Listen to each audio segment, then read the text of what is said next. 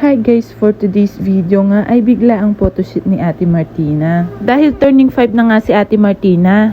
Ngayong ang photoshoot guys is May 22. At today naman is May 23, birthday na ni Ate MC. On the way na nga kami guys, pero bago yun, papacheck muna namin yung e-bike. Iniwan na nga namin dito si Daddy at si Matia, pupunta na kami sa One Crown. Dahil nga pinacheck yung e-bike guys, ayan nag-tricycle tayo papunta ng One Crown. After nila Daddy doon, pupuntahan nila tayo doon sa Picture Magic. And yes guys, nandito tayo sa Picture Magic. Ang package nga nila dito guys is photoshoot na may 20 pieces na printed na picture at isang malaking frame for 1,800 pesos. Dahil nga nakita nila na pang unicorn yung dress ni Ate Martina, kala nila unicorn yung kanyang team. At sabi ko nga sa kanila, mermaid yung team niya, i-edit na lang daw sa picture yung iba lang daw, hindi lahat.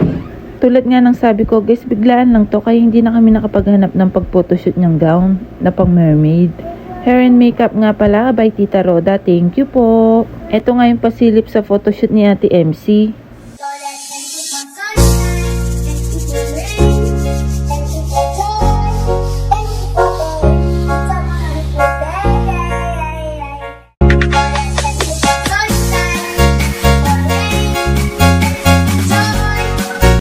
Ayan nga guys, nakakatawa pa mo.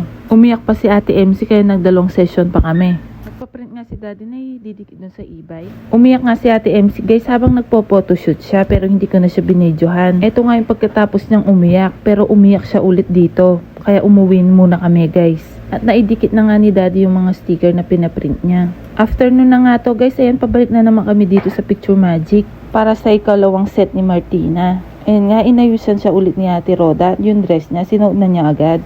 Nandito na nga ulit tayo guys sa may One Crown. Ang bilis lang ng shoot niya ha mo. Kung hindi siya umiyak kanina, hindi na kami bumalik ng hapon dito sa Guagua. Pagod na daw kasi siya kanina guys at gutom na kaya ayun umiyak na, wala na siya sa mood. Sayang naman guys kung hindi namin itutuloy, konti lang yung picture niya tapos 1.8 pa din yung babarayan mo. After nga ng photoshoot guys, nagpili na kami ng 20 pieces na ipapaprint at yung ipapa-frame. After naman ng photoshoot, nagzago muna kami guys. At nag-start na din pala ako mag-send ng invitation ni Ate Martina para sa Sunday. See you guys! Thank you! God bless! Bye!